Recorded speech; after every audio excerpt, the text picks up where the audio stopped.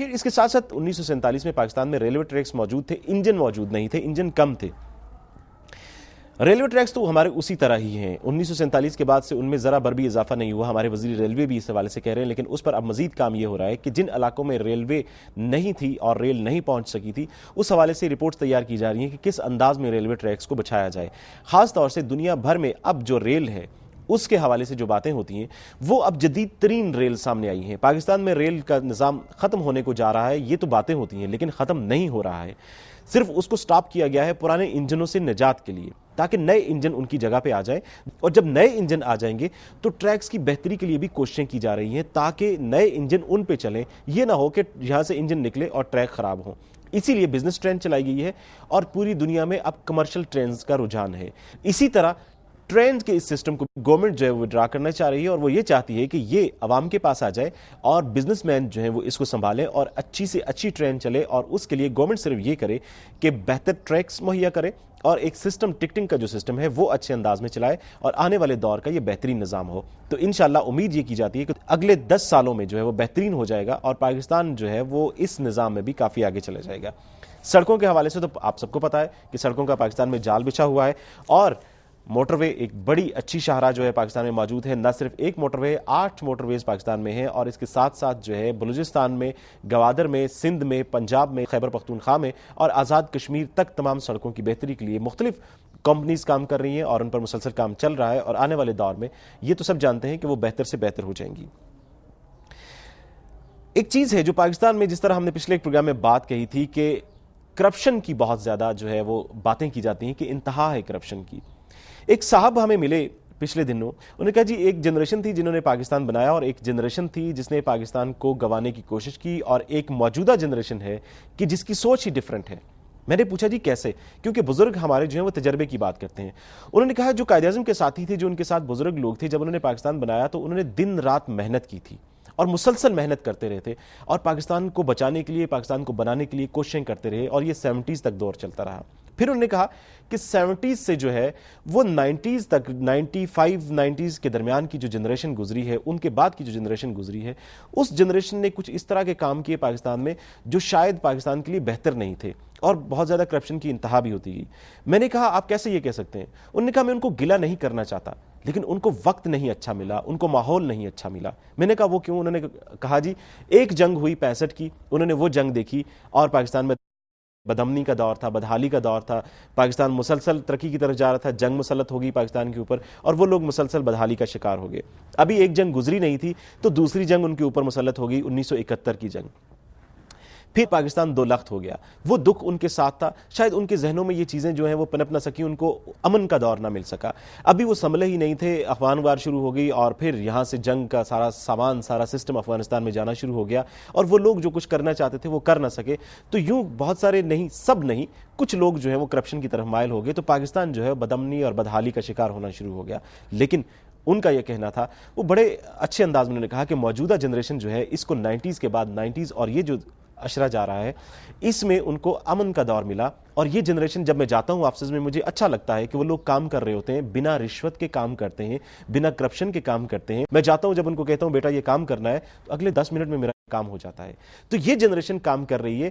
امید یہ کی جاتی ہے کہ آنے والا وقت جو ہے وہ مزید بہتر ہوگا پاکستان کے لیے. احتساب کی بات کر رہے تھے کرپشن کے ساتھ، تو احتساب اسی دور میں شروع ہوا. آپ نے دیکھا کہ بہت سارے ایسے لوگ اریسٹ ہوئے پاکستان میں کہ جو پاکستان کی دولت لے کر باہر فرار ہوئے. بڑے بڑے بینکس دیوالیہ ہو چکے تھے پاکستان میں، ان سب لوگوں کو پکڑا گیا، پاکستان میں لایا گیا، سپریم کورٹ میں ان کو پیش کیا گیا، ان پہ کیس چل رہے ہیں. اربوں روپے سپریم کورٹ پاکستان میں واپس لے کے آئی.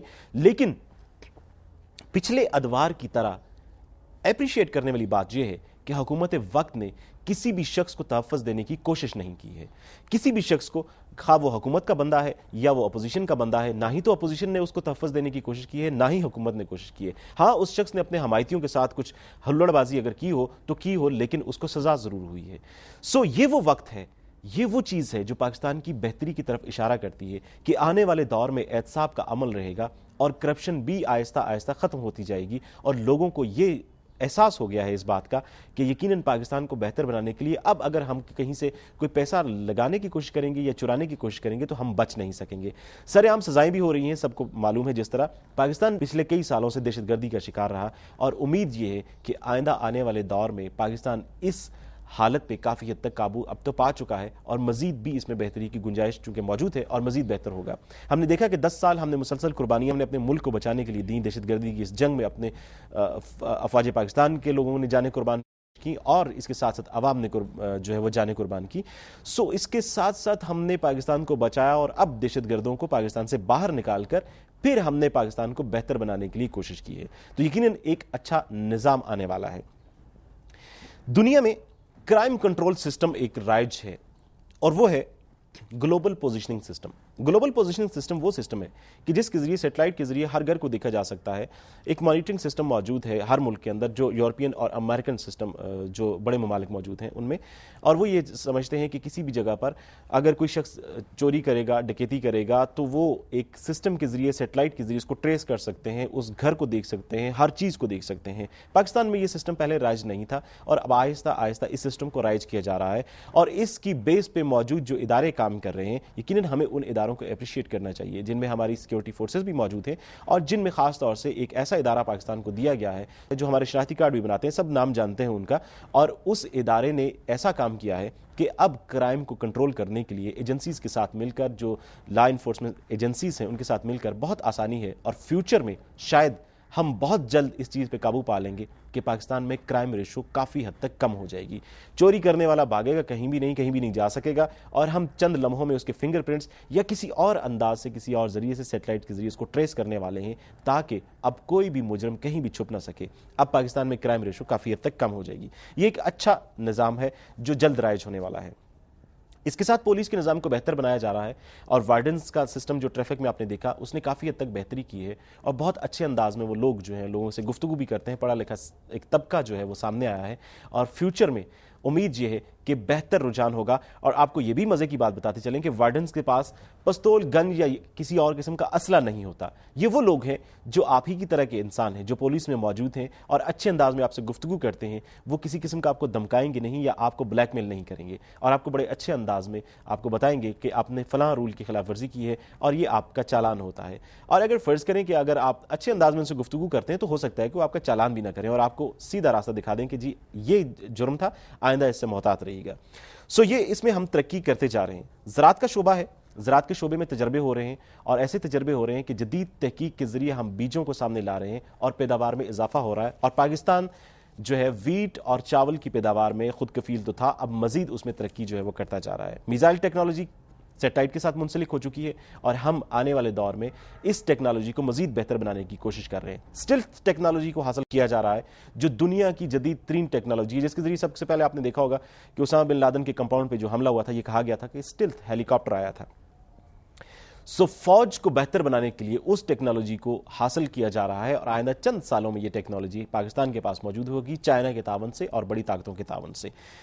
ہمارے ہاں ریکوڈک سونے کی کان ہے, اس کان پہ سب کی نظریں ہیں, دنیا کی سب سے بڑی کان ہے ایک تو وہ, اور دوسرا ہمارے پاس کالے سونے کی کان ہے, یعنی کہ کوئلے کی کان ہے. یہ وہ دو بڑی کانیں ہیں جو ہمارے لیے ایک آمدن بھی ہے, اور جو ہمارے لیے ایک ایسا ذریعہ ہے جس سے ہم بہت کچھ کما سکتے ہیں, بہت کچھ بنا سکتے ہیں. ڈاکٹر سمر مبارک مند کے خیال میں وہ یہ کہتے ہیں کہ ہم 200 سے 300 سال تک آنے والے دور میں جو ہماری کوئلے کی کان ہے اس کان سے فائدہ اٹھا سکتے ہیں, اور ہماری بجلی کی تمام تر انرجی کی جتنی ضروریات ہیں ان کو وہ پوری کر سکتی ہے. اور ریکوڈک جو سونے کی کان ہے وہ ہمارے تمام تر مسائل کا حل ہے. اس طرح پاکستان آنے والے چند سالوں میں دنیا کی ایک بہتر طاقت اور ایک بہتر ملک بننے کو جا رہا ہے. فلم, ٹی وی اور سٹیج کے حوالے سے آپ نے دیکھا کہ ہم نے اب جدید ترین ٹیکنالوجی کا استعمال کرتے ہوئے اب بہتر انداز میں اس سارے سسٹم کو, اس انڈسٹری کو فروغ دینے کے لیے کوشش کر رہے ہیں. تعلیمی شعبے میں ریسرچ کا کام ہو رہا ہے, جس طرح ہم نے اس میں بات کہی تھی. آنے والے دور میں وہ لوگ جو پی ایچ ڈیز کرنے کے لیے گئے ہیں, یا ایم بی بی ایس یا انجینئرنگ کی ڈگریز حاصل کرنے کے لیے گئے ہیں, یا دوسری اعلیٰ تعلیم کے لیے وہ دوسرے ممالک میں گئے ہیں, بہت جلد وہ واپس پاکستان آئیں گے تو یقیناً پاکستان کے لیے وہ بہتر کام کریں گے. اب کوئی باہر نہیں جائے گا. ویجز پاکستان میں اچھی ہو چکی ہیں, جو آپ دبئی میں کماتے ہیں. موجودہ حکومت کے دور میں 120% جو ہے وہ سیلریز بڑھی ہیں. پریزیڈنٹ آف پاکستان نے اپنی تقریر میں بھی یہ کہا ہے, اور آنے والے اس بجٹ میں بھی انہوں نے یہ کہا ہے کہ جی مزید سیلریز بڑھائی جائیں گی، تو یقیناً اب ویجز باہر کی نسبت اچھی ہیں. باہر جانا، دھکے کھانا، زبان کے پرابلمز اور دوسرے پرابلمز سے بہتر یہ ہے کہ پاکستان میں کمائیں اور پاکستان کے لیے ہی کام کریں. سو یہ اچھا ہے کہ آنے والا پاکستان، مستقبل کا پاکستان اور کل کا پاکستان ایک ایسا پاکستان ہوگا جو اس پوری دنیا کے لیے ایک نمونہ بن سکتا ہے. لیکن وہ تبھی نمونہ بن سکتا ہے کہ جب موجودہ حالات میں ہم اس پاکستان کو بہتر بنانے کے لیے ہم سب ایک ہو جائیں اور اچھے انداز میں کام کریں اور اچھے طریقے سے کام کریں اور صرف پاکستان کے لیے کام کریں. تو یقیناً کل کا پاکستان دنیا کے لیے ایک بہترین پاکستان ہوگا. اگلے پروگرام میں ایک نئے موضوع کے ساتھ آپ کے سامنے حاضر ہوں گے. طاہر شفتائی کو اپنی ساری ٹیم کے ساتھ اجازت دیجیے. اللہ حافظ.